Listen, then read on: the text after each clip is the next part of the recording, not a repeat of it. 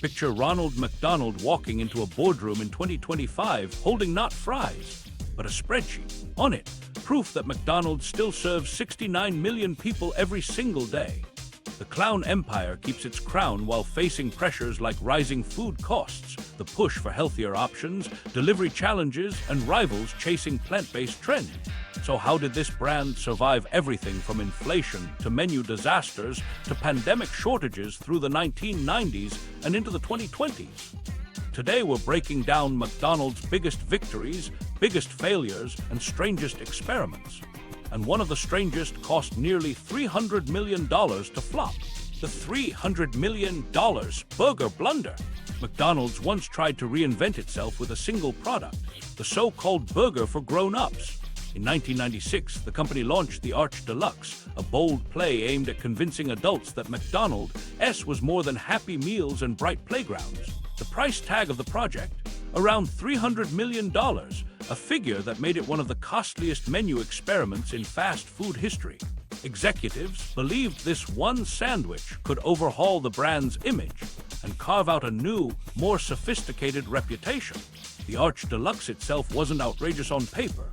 It was built on a quarter-pound beef patty stacked with lettuce, tomato, cheese, onions, ketchup, peppered bacon, and a special mustard mayo sauce. McDonald's even brought in a fine dining chef from Chicago, Andrew Salvaggio, to develop the taste, refining every detail from the spice mix for the bacon to the exact balance of mustard flavor. What the company wanted to sell wasn't just a hamburger. It was the idea that McDonald's could mature alongside its customers. Adults who grew up with Ronald and Happy Meals were now being invited to order something with grown-up taste. To push that message, McDonald's poured staggering sums into marketing. Reportedly, rough estimates ranged from $150 to $200 million, making it one of the largest single advertising campaigns the chain had ever attempted. But the commercials and promotions landed awkwardly. In one ad, children grimaced at the burger, declaring it unfit for kids, meant as a compliment to adults. Another featured Ronald McDonald stepping onto a stage in business attire instead of his clown suit, framed like he was at a corporate product launch. These attempts were supposed to signal sophistication. Instead, they felt jarring and out of place, leaving audiences puzzled about how they were supposed to react. Customers didn't embrace the message either. Adults weren't looking for fine dining from a drive-thru, and parents didn't want to be told their regular orders were somehow childish. To them, McDonald's strength was value, speed, and consistency, not reinvented luxury. The campaign's insistence on elevating the brand only highlighted how mismatched the product was to its environment. People tried the Arch Deluxe out of curiosity, but few came back to order it again. The financial expectations couldn't have been higher. McDonald's projected potential sales of over $1 billion per year from the Arch Deluxe, but reality looked nothing like those forecasts. Franchisees grew frustrated, pointing out that the additional ingredients complicated operations, training was required for staff, and the return on that investment never materialized. Within just a few years, sales slowed to the point where the burger was phased out, officially gone by 2000. Behind the failure was a simple miscalculation. McDonald's believed it could pivot into the realm of sophisticated dining without losing its core identity, but customers had never asked for that pivot. Most people still came through the doors or drive-thrus expecting affordable food, fast service, and familiarity. By trying to compete with higher-end burger restaurants under the same golden arches, McDonald's undermined the very qualities that set it apart. The commercials and rollout worked against those qualities too. The imagery of kids rejecting the sandwich may have been meant as flattery to adults, but it only reinforced the awkwardness. Why lean on Ronald McDonald to signal seriousness when his brand had always been tied to children? Instead of broadening its reach, the advertising whittled down the audience and confused everyone watching. Consumers laughed at the odd framing, franchisees bristled at the mixed messaging, and shareholders saw the campaign's record-setting budget miss its target. By the numbers, it was devastating. That $300 million investment, once adjusted for inflation, equates to nearly $500 million in today's terms. Television ad buys, billboards, packaging redesigns, ingredient sourcing, staff training, and global rollouts all swallowed up resources that could have gone into better received ideas. The Arch Deluxe wasn't just a flop.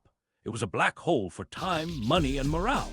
Internally, leadership had to defend the launch in memos and meetings as critics questioned the strategy.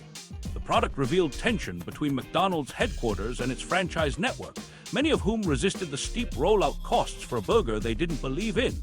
That defensive scramble confirmed just how far the project had drifted from the realities of the stores themselves. For a company designed around consistency, the Arch Deluxe was chaotic in every sense. The story didn't completely end there. McDonald's briefly revisited the idea in 2018 with a new version called the Arch Burger, pitched at a lower price point and without the massive campaign. But once again, it failed to stay on menus, vanishing after only limited tests. The market had already moved on, and the name itself had become synonymous with failure. The deeper irony was that McDonald's never had to make the shift toward gourmet to thrive. Customers weren't demanding upscale burgers, they wanted reliable ones. Competitors like Wendy's and Burger King chipped away at McDonald's, not by chasing a mature image, but by introducing novelty, value menus, and quirky ad campaigns that better matched their audiences. McDonald's eventually returned to those fundamentals itself, doubling down on breakfast, doubling down on family-friendly marketing, and reinforcing its signature menu items as cultural staples. For many inside and outside the company, the Arch Deluxe became a cautionary tale. The phrase, "we don't need another Arch Deluxe," was sometimes used to push back against risky or over-engineered new product pitches. In hindsight, executives admitted the problem wasn't that they created a new burger. The problem was they tried to sell an identity that their customers never sought from them in the first place. Stripped down, the lesson couldn't be clearer. McDonald's spent hundreds of millions to look grown up, and in the process, forgot what its audience valued most: familiarity and affordability. That gap between ambition and reality is why the Arch Deluxe is remembered today not as a great menu experiment, but as one of the most expensive flops in fast food. And while this grand misstep left executives licking their wounds, the company wasn't finished finding ways to build stronger connections with its customers. Because if one attempt at winning adults had collapsed spectacularly, another strategy, this time with kids, would prove to be one of McDonald's most enduring successes. The Happy Meal effect. Was the Happy Meal the greatest marketing trick ever pulled on parents? That cardboard box with a small burger, a few fries, and a prize inside didn't just sell lunch, it sold childhood. What looked like an ordinary combo meal became one of the strongest loyalty engines in fast food history. Parents thought they were buying something quick for their kids. What they were actually purchasing was an experience their children would ask for again and again. In many ways, the Happy Meal grew into more than food. It was an early invitation into a lifestyle built around the golden arches. The origin story started in the 1970s, not inside the corporate offices, but with franchisees who recognized a gap in how families ordered. At that time, kids often split food off their parents' plates or were forced into oversized adult meals that went unfinished. It wasn't cost-effective for parents, and it wasn't exciting for kids. The franchise concept pushed forward by Yolanda Fernandez de Cafino in Guatemala was later adapted in the U.S. by Kansas City ad man Bob Bernstein, who designed the cereal box-style packaging, colorful graphics, and the idea of tucking in a toy. McDonald's rolled it out nationally by 1979, and within a few short years, the Happy Meal had anchored itself in American family life. Looking back, it feels inevitable, but at the time, it was a sharp pivot that almost no competitor had considered. From the very beginning, the food was only half the formula. The real hook was the toy. A cheeseburger or nuggets no longer stood on their own. They came wrapped in expectation. The simple act of unboxing something new transformed eating into a ritual. McDonald's quickly linked these toys to cultural moments. In the early 1980s, licensing tie-ins introduced Playmobil figurines. The promotion was wildly popular but abruptly recalled due to choking hazards, a controversy that showed just how fast demand could spiral. A decade later, in 1997, the Teeny Beanie Babies craze gripped customers in a frenzy, with parents lining up before breakfast to secure them, Happy Meals selling out, and even delivery trucks being swarmed. Those moments proved the power of attaching toys to a meal. The anticipation itself could drive crowds into stores. That small cardboard box achieved something few other marketing campaigns accomplished. It turned visiting a fast food restaurant into a repeating social ceremony. Many kids weren't focused on fries or soda, they were focused on not missing out. In playgrounds and classrooms, toys became a kind of social currency. Friends compared collections, swapped duplicates, and pressured each other to keep up with the latest releases. Saying no to a Happy Meal wasn't about denying food, it was about denying participation in a shared cultural event. For parents, this dynamic made resisting nearly impossible. The Happy Meal insinuated itself into family routines with remarkable efficiency. Trips to McDonald's became expected rewards, after school, after sports, on weekends, and each trip brought kids closer to the brand's orbit. The strategy scaled in ways even McDonald's might not have foreseen. Those boxes started appearing at birthday parties, on family road trips, and on vacations across the globe.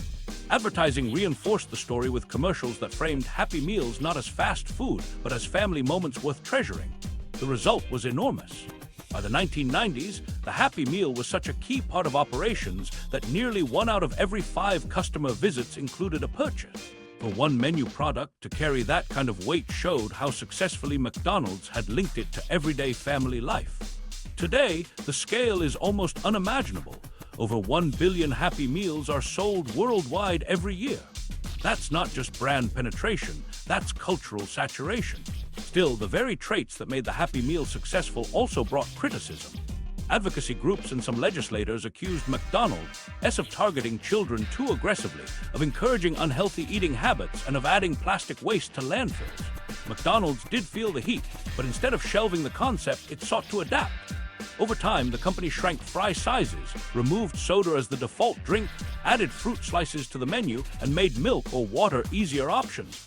On the toys side, the chain pledged a dramatic reduction in fossil fuel-based plastics, promising to cut their usage by 90% company-wide by 2025.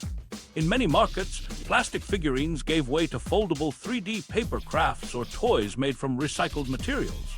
These shifts didn't change the core appeal of the Happy Meal.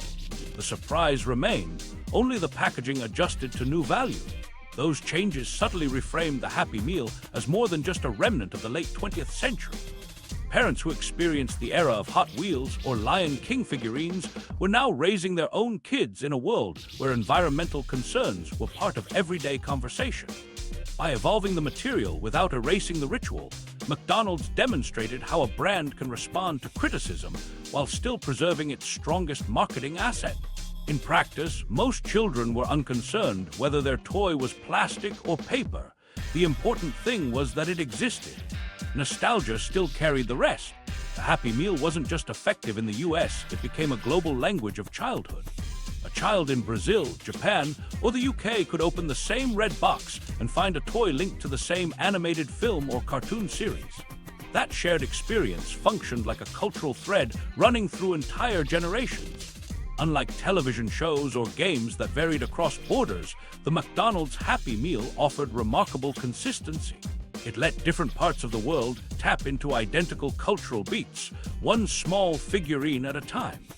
In that way, the appeal extended beyond food marketing into something closer to a phenomenon of global childhood. Even from a business standpoint, the Happy Meal solved a stubborn problem, swaying a family's ultimate decision-maker. Parents asserting we're going to this restaurant often had to reckon with child lobbying. The Happy Meal gave children a unique lever, one no other fast food brand matched with equal force. Over time, competing chains attempted copycat versions, combining small portions and cheap toys, but they never reached the same scale or consistency.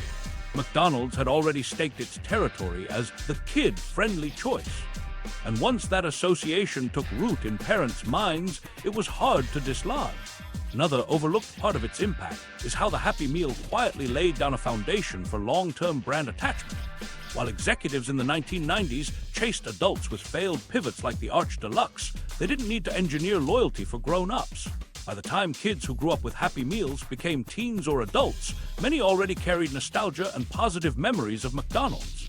That loyalty became a built-in advantage, showing up years later in spending habits. A childhood tradition had become an adult habit.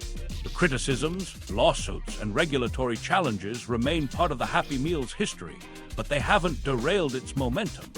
If anything, moments of controversy only reinforced its visibility. When headlines questioned plastic waste or food marketing, those stories reminded everyone that the Happy Meal was still very much in circulation. With sales consistently topping 1 billion units a year, it has proven itself not just as a menu option, but as a cultural artifact, an object that signifies more than what's inside the box. For families, it is often seen as a rite of passage. For McDonald's, it is a cornerstone of global branding. Whether considered clever marketing aimed at parents or accidental genius born of a franchisee's idea, the Happy Meal stands unmatched in its ability to pull children into the orbit of the Golden Arches. Nearly 5 decades since its debut, no single promotion has influenced how families interact with fast food in quite the same way. For McDonald's, it was less a gimmick than a blueprint for converting generations into repeat customers. But the Happy Meal's success raises an interesting contrast. Some menu experiments thrive because they become routine, woven into daily life with consistency and predictability. Others succeed for a completely different reason, not because they are constant, but because they are fleeting. And in the McDonald's playbook, one sandwich became the masterclass in that opposite approach. The cult of the McRib. Why do people chase a sandwich that vanishes almost as quickly as it appears? For decades, few fast food items have sparked the same obsession as the McRib. It is not a permanent menu option, and its return never follows a tidy calendar. Yet whenever it comes back, customers swarm restaurants as if it were a seasonal holiday. They post pictures, share sightings online, and sometimes even drive across states just to get one. What began as an odd pork sandwich became something closer to an annual tradition, fueled by scarcity and ritual. The story starts in 1981. McDonald's wanted to expand beyond beef and chicken, so they experimented with pork. Food scientist Roger Mandigo had developed a process called restructured meat, which allowed cheaper cuts and trimmings to be pressed into uniform patties. Chef Rene Arend, who also invented McDonald's original dipping sauces, took that innovation and shaped it into the McRib, a boneless pork patty molded to look like a rack of ribs, topped with pickles and onions, slathered in barbecue sauce, and placed inside a sesame seed bun. At the time, this was unlike anything else on a fast food menu. The design was practical, strange, and instantly memorable. The launch, however, did not bring in the numbers company leaders expected. Many customers were skeptical of this faux rib patty, and sales fell short of keeping it permanent. By the mid-1980s, the McRib was pulled from menus entirely. But instead of being forgotten like other failed experiments, it slowly found a second life. Beginning in the 1990s, McDonald's reintroduced it as a limited-time offer. That change transformed how people saw it. Scarcity became the hook. By showing up occasionally, the McRib encouraged fans to buy it right away, out of fear it might disappear again for years. From there, McDonald's leaned into unpredictability. The company never standardized when or where the sandwich would return. Some years it was nationwide, other years it appeared only in select markets, and sometimes it skipped a year altogether. The inconsistency drove fans to keep looking. Informal networks popped up online, where people reported McRib sightings like rare birdwatchers documenting migratory patterns. Whole websites and mobile apps were dedicated to tracking where the sandwich had landed next. What started as a menu item had grown into a fan culture of dedicated hunters, united by the thrill of chasing it down. Theories about why the sandwich disappeared and resurfaced fueled its legend further. Many suspected that pork commodity prices dictated its return. When costs for pork trimmings dipped, McDonald's could profitably roll out the McRib. When they rose, the sandwich would vanish. Though the company insisted that scarcity was primarily a deliberate marketing move, the timing often lined up closely with pork markets. So closely that some analysts even noted McRib launches, causing brief spikes in hog futures. For fans, this reinforced the idea that there was more going on than just a limited-time strategy. The McRib became a conspiracy theory you could eat. Not every explanation was economic. Others argued that the McRib reappeared strategically during slower sales quarters, giving franchisees a seasonal sales jolt. To casual customers, it didn't matter. The product's inconsistency fed its mystique. Unlike the Big Mac or Chicken McNuggets, which anyone could buy year-round, the McRib felt elusive. For some people, its flavor didn't even matter. The appeal was being part of the event, yet another person able to post, "It's back," the moment it hit stores. By the 2000s, this phenomenon became self-sustaining. Regional launches received coverage in local newspapers and television broadcasts, as though it were a civic announcement. When social media platforms exploded, the McRib adapted perfectly to online hype cycles. Hashtags tracked its reappearance. Viral TikToks critiqued its taste. Petitions gathered thousands of names demanding it become permanent. McDonald's hardly needed to buy ads anymore. The excitement promoted itself. The McRib had turned into a cultural spectacle as much as a menu item. For a product that critics often mocked as mediocre, its staying power was remarkable. Customers joked about the strange shape and processed texture, yet they still took part in the tradition. The taste was rarely the main draw. What mattered was the cycle of absence and return. Each disappearance built anticipation for the next comeback.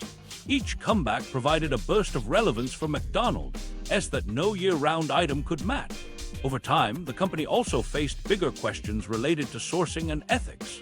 By the early 2010s, animal welfare groups were taking aim at pork suppliers who used controversial confinement practices. Because McDonald's bought enormous quantities of pork each year, over 250 million pounds, its decisions carried weight. In 2012, the company pledged to phase out suppliers who relied on gestation crate. While the McRib itself wasn't the only factor, its popularity made pork sourcing a clear public issue. McDonald's reframed the sandwich as compatible with modern values by highlighting these shifts. Though critics called this greenwashing, the company understood that even cult items had to evolve to match consumer expectation. Yet through all the adjustments and public debates, the biggest driver of the McRib's mystique remained the same: scarcity. Fans still called for it to be made permanent, but McDonald's resisted. Permanence would flatten the hype. It would turn something extraordinary into background noise. By keeping it confined to bursts of availability, the company ensured constant rediscovery. McDonald's transformed the McRib into an annual ritual, not an everyday meal. The psychology behind this choice is widely backed by behavioral studies. People consistently assign higher value to what seems rare or fleeting. Artificial scarcity creates urgency, which drives purchases now instead of later. The McRib is proof of this principle in action. Even those who poke fun at its taste buy into the cycle because participation itself is the reward. Eating one is as much about being part of the conversation as it is about enjoying barbecue pork. At its core, the McRib shifted from food to cultural marker. Its odd shape, inconsistent appearances, and conspiracy-laden reputation made it unique in the world of fast food. People who might never order a filet-o-fish or a McChicken felt compelled to try a McRib, if only so they could say they did before it vanished.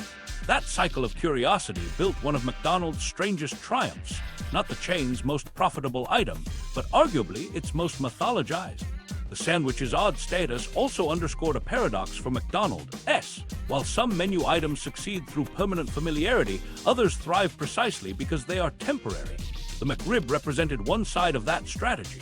It showed how scarcity could build devotion where conventional marketing never could.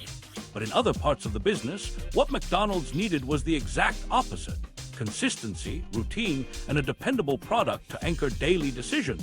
And it was in another category entirely, one centered on morning habits, that McDonald's found a formula not built on absence, but on ubiquity.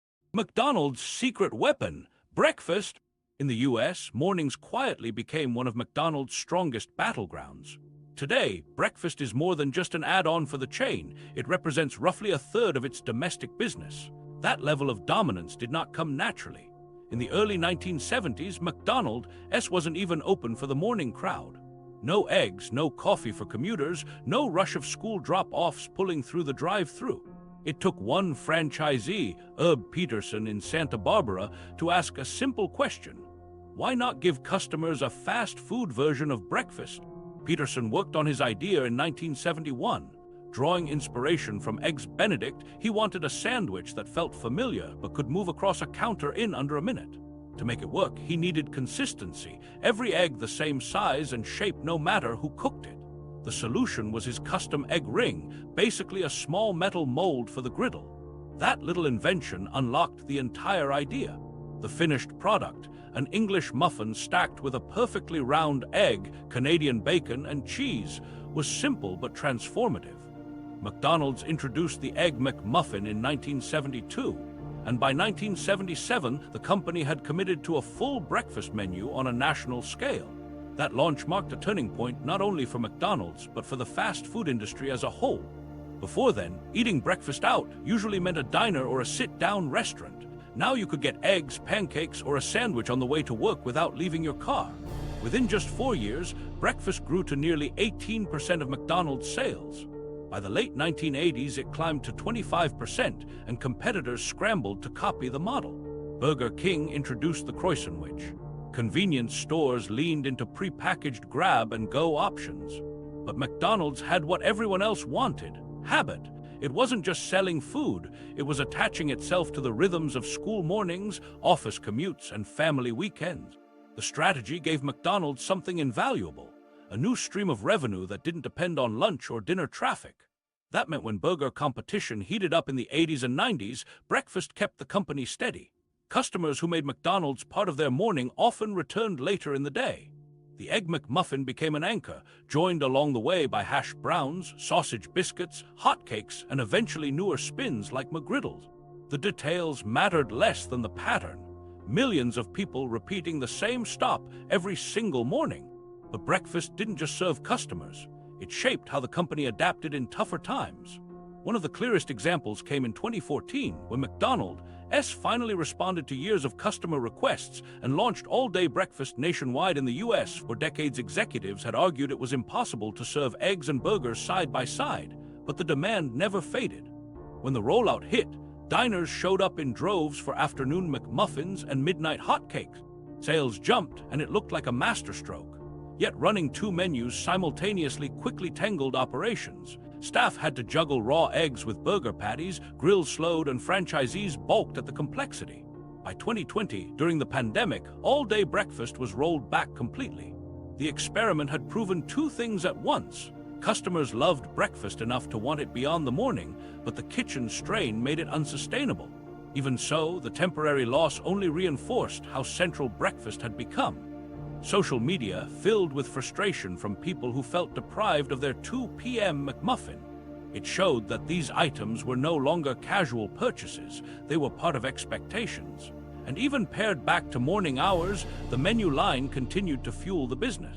That resilience has mattered in more recent years, especially as prices have crept higher. For many customers, breakfast retains the image of being affordable compared with sit-down cafes or boutique coffee shops. A McDonald's coffee and sandwich combo still often undercuts a latte and scone at a competitor. It keeps the chain competitive against Starbucks and Dunkin', but with a speed and familiarity the others often can't replicate. For younger consumers and students, the low cost and quick turnaround make it a regular part of getting through the day. Breakfast's quiet consistency has repeatedly saved McDonald's. In the 1980s, it propped up sales when lunch and dinner faced heavy rivalry. In the 2010s, all-day breakfast pulled the company out of a growth slump, even if only temporarily. And during the pandemic's chaos, morning sales still gave the chain stability when other segments faltered. If there's been one lever the company can pull in tough times, it has often been breakfast. The deeper lesson is about patterns. Fast food thrives not by convincing customers to splurge once, but by becoming part of what they do every morning without thinking. Lunch trends change, dinner preferences shift, but breakfast is universal. By embedding itself into that first daily ritual, McDonald's made itself harder to replace. The Egg McMuffin wasn't just a sandwich, it was the foundation of a habit. It's easy to overlook because it feels so ordinary. There's no elaborate mascot, no cultish scarcity campaign, just a hot sandwich handed over to commuters, day after day, year after year. Yet that simple routine has acted like a safety net across decades of shifting markets. Peterson's egg ring may have looked like a minor invention in 1971, but it seeded an entire global market that millions rely on every morning. Breakfast stands as one of McDonald's quietest victories, a slow accumulation of sales that kept the Golden Arches resilient through different eras of competition. But the company's most iconic sandwich didn't just change eating habits, it ended up being used as a way to measure money itself. And it raised a strange question. How can something cooked on a griddle become a benchmark for global economics? The Big Mac economy. The Big Mac isn't just McDonald's most recognizable sandwich, it became a way to talk about money itself. Economists, journalists, and even everyday readers found themselves using it as shorthand for the value of global currencies. Since 1986, The Economist magazine has published what it calls the Big Mac Index, a lighthearted but surprisingly useful tool built on the idea of purchasing power parity. The logic is simple. If the same sandwich costs very different amounts once you account for exchange rates, then maybe those exchange rates are out of balance. But before a burger could double as an economic yardstick, it first had to become part of everyday culture. That credit goes back to Jim Deligatti, a Pennsylvania franchisee who came up with the Big Mac in 1967. He saw that McDonald's smaller burgers weren't enough for adults looking for a filling meal, so he experimented with stacking 2 beef patties, cheese, lettuce, pickles, onions, and a special sauce on a sesame seed bun. His local tests proved a hit, and by 1968, corporate leaders had rolled it out nationwide. Not long after, it became an international staple. The name itself, Big Mac, was coined by a young McDonald's secretary, Esther Glickstein, a detail that seemed trivial at the time but ended up giving the sandwich its enduring identity. The design of the Big Mac offered something most fast food items didn't: consistency. Whether bought in Ohio, Tokyo, or London, the core sandwich looked and tasted almost identical. That sameness turned out to be the perfect foundation for what The Economist wanted in 1986, a simple way to illustrate currency values across countries. Want to know if the yen, euro, or peso was over or undervalued? Compare what a Big Mac costs against its US price. Suddenly, a dense theory like purchasing power parity felt accessible to anyone. The Big Mac Index quickly caught on as more than just a gimmick. Professors used it in classrooms to teach exchange rates. Reporters included it in financial stories to break down complicated ideas for readers. Even investors referenced it in presentations as an informal check on market trends. The example was almost absurd, yet it stuck because it made something abstract tangible. Instead of debating exchange rate formulas, you could just point to the sandwich everyone knew. Of course, the Big Mac's role in economics only happened because of its role in everyday eating. By the 1970s, it had cemented itself as the company's flagship. Commercials leaned on it as a symbol of a real McDonald's meal. Abroad, the sandwich adapted to local markets while retaining the same outline. In India, it became the Maharaja Mac made with chicken, while other regions experimented with larger patties or shrimp variation. No matter the changes, McDonald's made sure to tie local versions back to the Big Mac identity, keeping the sandwich recognizable everywhere. This global identity meant customers weren't just buying food, they were buying into a piece of consistency in a changing world. Economists exploited that consistency for financial comparisons, while diners used it as a familiar anchor when ordering abroad. Few products in history have managed to cross into both roles, to be treated as both a lunch and a legitimate economic benchmark. Still, food culture has shifted, and the Big Mac hasn't always come out on top. Younger generations, especially Gen Z, lean toward meals built around sustainability, cleaner ingredient lists, or plant-based proteins. Surveys show that many in this group want to see ethical sourcing and health benefits baked into the foods they purchase. Against that backdrop, the calorie-heavy Big Mac can feel dated. Social media adds to the pressure, since the meals that attract attention on TikTok or Instagram often push novelty and bold design rather than a sandwich invented in the 1960s. McDonald's has responded by modernizing without rewriting the recipe entirely. In recent years, the company has put through more than 50 upgrades to its burgers, including caramelizing onions directly on the grill with the beef patties, softening the buns, and using cheese that melts consistently. Each change is small but adds up to a fresher, more appealing presentation. And to balance nostalgia with novelty, McDonald's sometimes reintroduces limited spins like the Double Big Mac, with 4 patties stacked high. These tweaks show that the company understands the Big Mac's dual role. It must appeal to older fans who treat it as tradition while also finding ways to remain relevant for a new generation of consumers. Even with cultural headwinds, the numbers remain staggering. In the US alone, more than 500 million Big Macs are sold every year. That scale keeps the sandwich central to both operations and identity. For McDonald's leadership, losing ground on the Big Mac isn't an option. It's not just about selling one product, it's about proving that the company can keep its brand cornerstone alive even as tastes evolve. What makes the Big Mac unique is this dual life, ordinary food on the counter and symbolic marker in financial pages. Few other products have managed the same balance. You don't see currency charts built around a slice of pizza or a can of soda, but the Big Mac continues to serve as both a meal and a metaphor. It's consistent enough to be measured, recognizable enough to be iconic, and commonplace enough to feel universal. Generations of customers grew up seeing the Big Mac as the sandwich that defined McDonald's.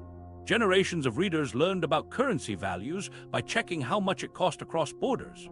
It's a rare case where a consumer product managed to make itself useful to two entirely different worlds. That crossover, a burger explaining both hunger and economics, remains one of McDonald's most unusual achievements. And while the Big Mac carries that strange status, it's not the only part of the McDonald's menu that has inspired myths. Some symbols don't come from economics at all, they come from taste. Ask around and you'll hear the same claim repeated with confidence. Coca-Cola just seems to taste better at McDonald's. Why Coke tastes better at McDonald's? For McDonald's, even something as ordinary as a soft drink became a deliberate strategy. The chain has served Coca-Cola since its early years, thanks to a partnership forged back in 1955 between Ray Kroc and Coke executive Y. Pratt. That collaboration grew into a uniquely close relationship, so close that Coca-Cola created a dedicated division just to handle McDonald's worldwide. This wasn't just a supply deal. It was a shared system built to make sure a Coke from one McDonald's tasted the same as a Coke from another, no matter the city or country. One of the key differences starts with how the syrup is stored. Most restaurants receive Coca-Cola syrup in standard plastic bags, which are cheaper but less protective. McDonald's is one of the only major chains that insists on stainless steel containers, limiting exposure to air and light. Once delivered, that syrup goes into refrigeration long before it touches a customer's cup. Both the water and the syrup are pre-chilled, then mixed in insulated fountain systems rather than room temperature tanks. This keeps carbonation intact, stops ice from melting too quickly, and ensures the first sip has the same bite as the last. The process doesn't stop there. McDonald's water is filtered multiple times to smooth out flavor differences from city to city. Syrup ratios are held slightly higher than at many other chains, giving the drink a bolder edge. And then there's the detail few notice, the straw. McDonald's straws are wide on purpose, allowing larger sips and stronger hits of flavor and fizz across the palate. Each piece of the system is small on its own, but together they create something people immediately sense as fresher and crisper. Put simply, McDonald's has built a ritual around a standard cola by doubling down on overlooked details. Chilled syrup, filtered water, sturdy steel containers, colder mixing temperatures, controlled carbonation, and a wider straw. The payoff is a drink that tastes more balanced and sharper than the same Coke from a gas pump or movie theater. Even sugar ratios work slightly in its favor. McDonald's small Coke contains about 40 grams of sugar, while an equivalent drink at a competitor like Panera has closer to 67 grams. No wonder the experience feels distinct. The formula isn't just consistent, it's tuned. That attention fits neatly into the business arrangement too. McDonald's long-standing deal with Coca-Cola guarantees no other restaurant can purchase syrup at a better rate than McDonald's. 70 years on, this has given the company a pricing edge as well as a flavor advantage. Coke at McDonald's became less a drink and more part of the brand itself, something customers expected to pair with fries just as much as they expected an Egg McMuffin in the morning or a Big Mac at lunch. Customers may not notice all those operational steps behind the counter, but they notice the result. A McDonald's Coke cuts cleanly through salty fries and burgers, refreshing in exactly the same way each time. That reliability feels like comfort in a cup. It's not about a special secret recipe. It's about a chain deciding to treat soda with the same seriousness as its food. Competitors poured syrup and water into fountains and called it a day. McDonald's engineered the entire environment to make sure its cola never dropped below a certain standard. In an industry where chains fight fiercely to copy burgers, breakfast sandwiches, and even desserts, McDonald's quietly gained an edge by making its soda more satisfying. A basic drink became part of the value proposition and part of the memory of dining there. And when customers leave, they don't just think about the sandwich or fries, they often recall how sharp the Coke tasted alongside them. Those small details might seem like extras, but they reinforce a bigger point. McDonald's success has never come solely from introducing new products. Much of it comes from enforcing consistency, sometimes in places customers would least expect. A fountain drink most people take for granted ended up setting McDonald's apart just as much as any flagship sandwich. That's not to say engineering a better soda could solve every problem. Even the coldest, sharpest Coca-Cola couldn't protect McDonald's from one of the toughest tests it ever faced, balancing customer expectations against economic reality. For years, people counted on the chain not just for taste, but for the promise of stretching loose change into a full meal. And when that promise collapsed, the fallout was unlike anything a drink dispenser could fix. The rise and fall of the dollar menu. For years, McDonald's had built its brand on consistency, but nothing shaped its image of affordability quite like the dollar menu. Launched in 2002, it was marketed as a simple promise: put familiar staples on the menu for exactly $1, drawing customers with unbeatable bargains and trust that they'd spend extra once inside. On paper, it was a neat solution to fend off rivals in the early 2000s value wars. In practice, that single dollar became one of the most complicated prices McDonald's ever advertised. The early numbers revealed cracks almost immediately. Within the first month, data showed customers were spending about 3 cents less per visit than before.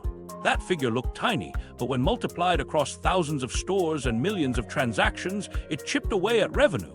The cheap items, instead of acting as bait for larger orders, became the main attraction. Customers leaned on dollar burgers, fries, and drinks without upgrading. The strategy delighted diners, but left many franchise owners frustrated.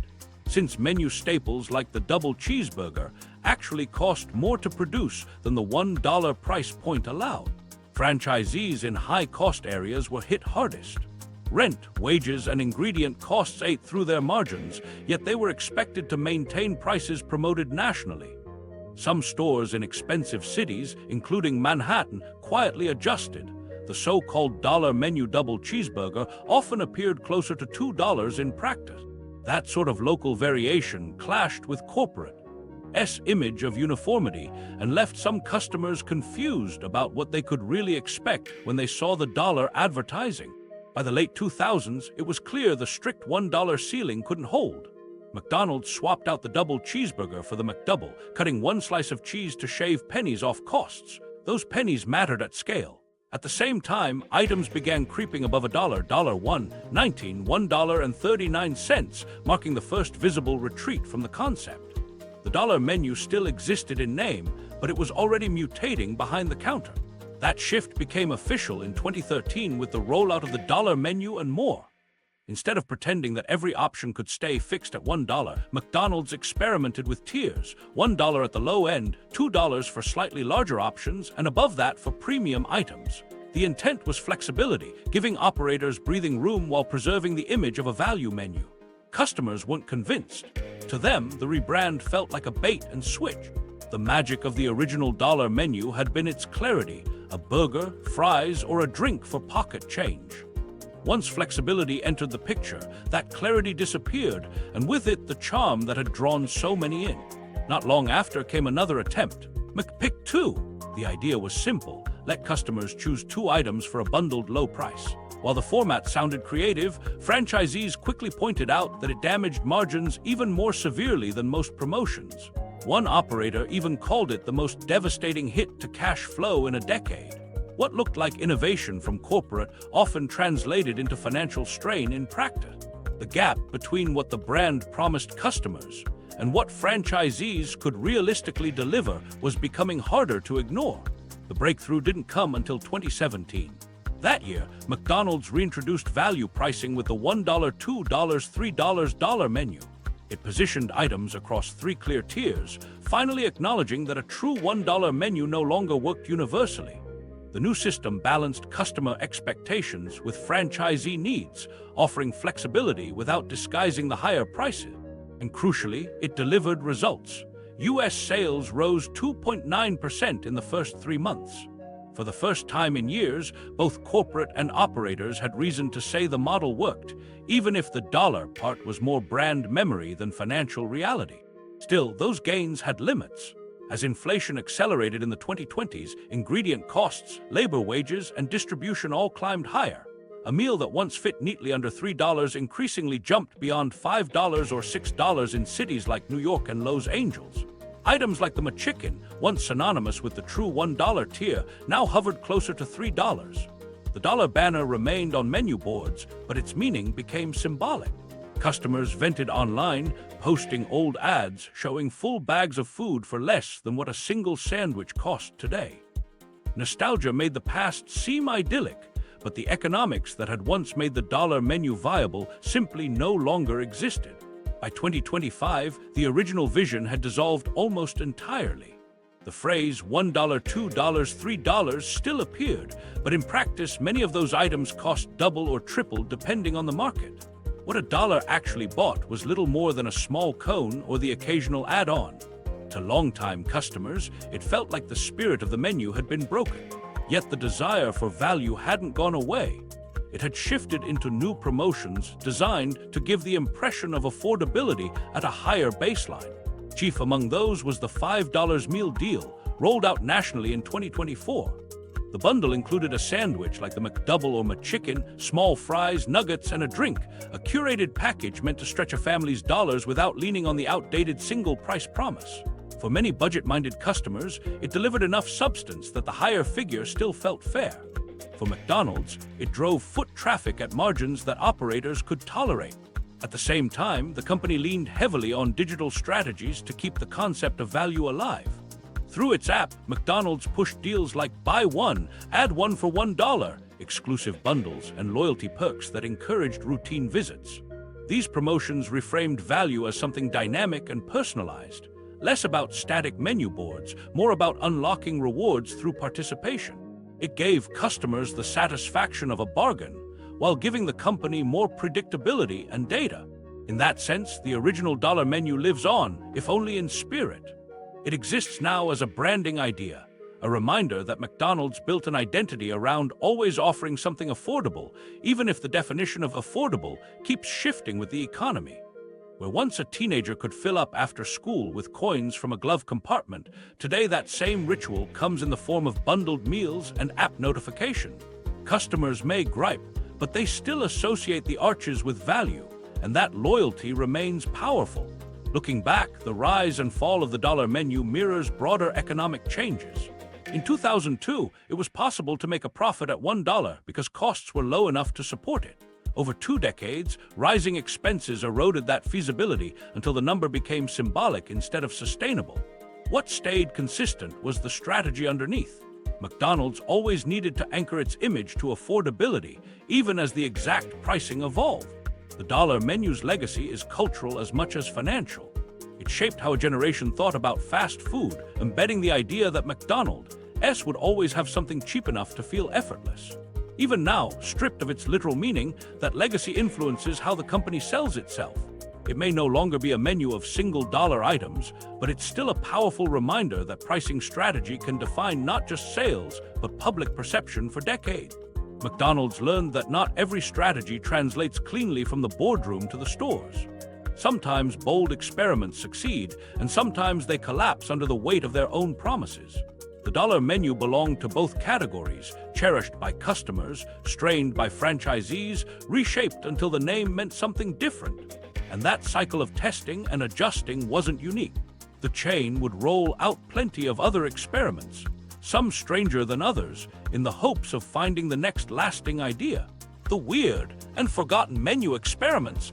McDonald's long history isn't just about Big Macs and fries. It's also filled with strange experiments, some ambitious, some baffling, and many quickly forgotten. A handful of these oddities remain infamous, either because they flopped spectacularly or because they live on in small corners of the world as curious survivors. Together, they show how far the company has been willing to push its menu and where the limits of customer trust were drawn. One of the more notorious attempts was the McLobster. Launched in 1993, it tried to graft the seafood prestige of a New England lobster roll onto the McDonald's counter. On paper, the pitch made sense. Lobster rolls were popular regionally, so why not attract locals who might otherwise ignore the Arches? The sandwich featured lobster meat, lettuce, and a light sauce, tucked into a hot dog-style bun. The problem was price. At $5.99, Far more than a typical burger meal at the time, it instantly clashed with customer expectations. People turned to McDonald's for low-cost comfort, not luxury seafood that cost almost as much as ordering at a coastal diner. Sourcing lobster consistently across locations also proved complicated, making quality fluctuate from store to store. The McLobster quietly slipped into obscurity after its short run. Today, it appears only in limited form around parts of New England and eastern Canada, where lobster rolls are part of the local identity. Everywhere else, it's remembered as a mismatch between fast food and fine food that most customers never wanted. An equally strange chapter came in the late 1980s when McDonald's set its sights on pasta. That experiment produced McSpaghetti, along with sister dishes like lasagna and fettuccine alfredo. The logic was clear. Pasta was cheap, broadly loved, and familiar across households. The trouble was that people didn't want it from McDonald's. Serving spaghetti in a paper carton didn't carry the same appeal as a fresh bowl at an Italian restaurant, and the longer prep time slowed service compared to burgers. The mismatch became obvious, and by the early 1990s, nearly all locations had dropped the idea. Strangely, one exception still exists: Orlando, Florida. To this day, McSpaghetti can be ordered at select stores there. For locals, it's just another quirk of living in a tourist city. For visitors, it feels like a secret Easter egg to check off between trips to Disney or Universal. In its own odd way, McSpaghetti's survival turned from a failed national rollout into a regional curiosity. Some of the company's strangest missteps came not from food quality but from context. In 2002, McDonald's launched the McAfrica in Norway, a pita stuffed with beef, cheese, tomatoes, and salad. The item itself wasn't unusual compared to other global experiments, but its name and timing triggered backlash. At the very moment it debuted, several regions in southern Africa were experiencing severe famine. The release was immediately criticized as tone-deaf and exploitative. News outlets and activists pointed out the absurdity of marketing an Africa burger in a wealthy Scandinavian country while millions on the continent faced starvation. Under pressure, McDonald's apologized and allowed aid organizations to place donation boxes inside restaurants. Still, the damage was done. The McAfrica became less a footnote in culinary history than a lesson in how brand decisions can turn into global PR crises when timing and naming go wrong. Not all failed experiments came from cultural blind spots. Some were rooted in simple taste mismatch. The hula burger of the 1960s is perhaps the clearest example. Concerned about the loss of Catholic customers on Fridays when meat was traditionally avoided, McDonald's tested a sandwich featuring a grilled pineapple slice with melted cheese on a bun. The result was unconvincing. Test audiences disliked the flavor combination, and the sandwich disappeared almost immediately. But out of that failure came one of McDonald's quietest success stories. Around the same time, Cincinnati franchise owner Lou Groen proposed an alternative: battered fish fillets served on a bun. Corporate tested both items side by side. Customers overwhelmingly chose fish over pineapple, and the filet-o-fish was born. What started as an embarrassing misfire in the hula burger helped spark one of McDonald's longest-lasting menu items. It remains proof that sometimes failed concepts serve their purpose as contrast, revealing what customers actually want. Each of these examples highlights a different flavor of failure. The McLobster proved too expensive for the brand's value identity. McSpaghetti clashed with the fast food environment and presentation. The McAfrica showed how cultural timing and naming can spark outrage regardless of taste. The hula burger demonstrated how executive assumptions about demand could miss the mark entirely. But the contrast with the filet-o-fish also shows the flip side. The same willingness to test odd ideas occasionally produced lasting hits. The lesson running through all of them is straightforward. Some experiments fail because the food doesn't match the brand. Others collapse because of context, price, or tone. McDonald's ability to bounce from these flops comes from treating them as lessons rather than final defeats. The company has scaled back, repackaged, and sometimes even allowed odd survivors like Orlando's McSpaghetti to live on. By remembering both the laughable failures and the surprise success stories, McDonald's has built a kind of institutional muscle memory. Its history of trying and failing prepared it to adjust quickly when conditions became far more serious. That persistence to test new ideas might have produced some of the weirder chapters in its menu, but it also laid the groundwork for how the chain manages bigger challenges in changing time. And those challenges would soon become impossible to ignore. As the 2020s arrived, McDonald's no longer faced just questions of taste. It was suddenly battling a storm of rising costs, labor shortages, and cultural expectations unlike anything in its past. McDonald's in the 2020s. Inflation, labor, and culture wars. McDonald's in the 2020s became less about adding new sandwiches and more about keeping its place in an economy reshaped by higher prices, tighter labor, and shifting cultural expectations. In fact, by Q2 of 2025, the company still reported comparable sales up 3.8% globally and system-wide sales growing 6%. Those results were not accidental. They were built on aggressive value deals, targeted digital promotions, and a conscious effort to re-engage lower-income customers, the group that visits most often. The gains showed resilience, but they came against a backdrop that made every decision harder to sustain. Rising costs were the biggest squeeze. Between 2019 and 2024, food climbed 29%, labor increased 31%, and supplies added another 20%. A single franchisee watching these numbers had a choice: raise prices and risk turning customers away, or absorb hits to the thin margins that made the business viable. Neither path looked appealing. Customers were sensitive to every change. Even long-time regulars began to cut back, with surveys in 2024 showing that more than half of U.S. adults were eating out less. For McDonald's, the default symbol of value, that was a warning sign. The response was to build new anchors of affordability. The $5 meal deal rolled out widely in summer 2024 and gave families a tangible target, a predictable meal that didn't require mental math, a way to budget during weeks when grocery bills kept climbing. Alongside it came the daily double promotion, priced deliberately to reassure households counting dollars. Chris Kempczynski, the CEO, said flatly that reconnecting to lower-income families mattered most. These customers didn't dine out occasionally. They provided the steady foot traffic that sustained operations week after week. Without them, the rest of the system became fragile. Other tactics worked more quietly. Shrinkflation became part of the toolkit. A large soda poured a few ounces shorter, a fry sleeve filled slightly lower, a burger just a touch thinner. To the eye, the menu looked familiar.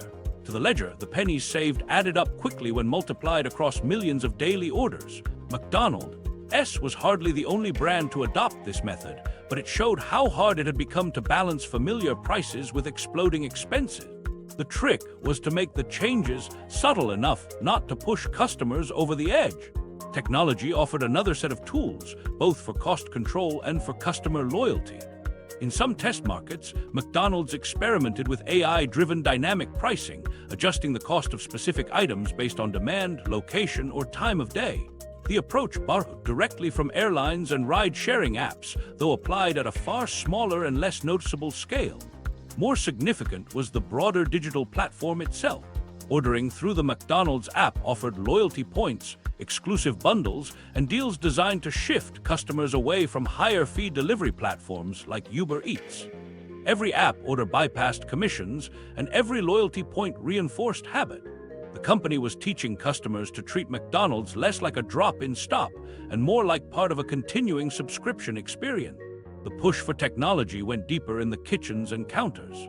Self-service kiosks became standard across new locations, easing pressure on counter staff.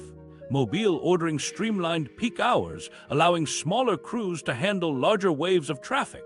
A partnership with Google Cloud, announced in 2023, tied that all together. Data from apps, kiosks, and stores could now be processed in real time, helping restaurants predict traffic, manage inventory, and recommend upsell items with the same personalization seen on streaming services. To a customer standing at a kiosk, it just looked like a faster menu screen. To the business, it was a data engine smoothing the strain of smaller crews and higher costs. Labor remained perhaps the most visible stress point. Since 2021, operators across the restaurant industry complained that it was harder to find and keep staff. Immigration restrictions tightened the labor pool just as pandemic fatigue pushed many low-wage workers out of service jobs entirely. Pay hikes brought people back, but at much higher payroll costs than before. Turnover stretched managers thin, training times rose, and the casual consistency that once defined McDonald's operations was harder to maintain. The company's answer circled back to automation: fewer workers, more machines to carry the load. That balance shaped how stores looked and felt by the mid-2020s. A quick stop under the arches was increasingly designed around screens and apps rather than counter staff. Even menu innovation threaded through these constraints. McDonald's cut back on sprawling new product launches, choosing instead to narrow the lineup. Simpler menus reduced strain on kitchens and cut down errors. When something new appeared, like the special edition gold sauce rolled out in 2024, it accompanied existing chicken sandwiches and strips rather than adding a whole new category. This let the company generate excitement and Instagram buzz without stressing kitchens already stretched thin. But alongside economics, the culture of eating at McDonald's kept shifting. Social media users, especially younger customers on TikTok, created viral menu hacks, mashing together items into Frankenstein meals. Some stores groaned at the chaos, but corporate saw opportunity and occasionally turned them into official promotions to ride the buzz. Beyond hacks, celebrity collaborations became some of McDonald's most visible marketing plays. The BTS meal in 2021 turned packaging into merch. And by 2025, the Tiny Tan Happy Meal carried on that formula with collectible toys tied to the K-pop group's cartoon avatars. These drops steadily redefined McDonald's as much as any new burger or sauce. For older audiences, they seemed peripheral, but to younger consumers, they made the arches feel connected to pop culture rather than chained to nostalgia. Each of these moves shaped how McDonald's weathered one of the toughest decades in food service. Price hikes tested loyalty, promotions bought time, automation replaced labor, digital systems managed complexity, and cultural tie-ins kept the brand visible even when headlines focused on rising costs. From the outside, the fries still came in the same red box, and the soda still fizzed the same way. But the machinery behind the counter had been rebuilt into something far different from the McDonald's of even 10 years earlier. By 2025, the Golden Arches no longer operated simply as a collection of restaurants. They functioned as nodes in a fast-moving network that blended food service with data analytics, marketing tied to celebrity culture, and automation designed to stretch smaller crews across heavier demand. Menu boards glowed with simple offers, but behind them were systems orchestrated to keep margins steady despite inflation, labor tightness, and customer expectations that never aligned neatly. That tension defined McDonald's in the 2020s. It was a decade less about landing bold new products and more about learning to survive ongoing pressure without losing the core identity of affordability and reliability. For a company that had spent its history experimenting with new menu ideas, the biggest experiment of this era became survival itself. And survival required adapting faster and more consistently than most competitors could manage. That position sets up a bigger question. Over decades, McDonald's has seen failed sandwiches, cultural stumbles, and changing consumer habits, but each time it adjusted and carried on. The 2020s showed this pattern at scale, constant reinvention simply to maintain ground. Which leads to the deeper reflection: what exactly has defined McDonald's across generations, beyond fries or Happy Meal toys? The answer may lie not in any single product, but in its ability to withstand shocks and come out still standing. Even in a decade defined by higher costs and constant pressure, McDonald's has continued to post steady growth. In Q2 of 2025, comparable sales rose 3.8% as the company leaned on value bundles, tighter menus, and digital loyalty programs to keep traffic coming through its doors. That mix of cost control, technology, and targeted deals shows how the chain adapts to challenges without losing its role in everyday life. So now it's your turn. Which McDonald's flop do you secretly miss, and which comeback caught you off guard? Drop your pick in the comments, and don't forget to subscribe for more short history deep dives.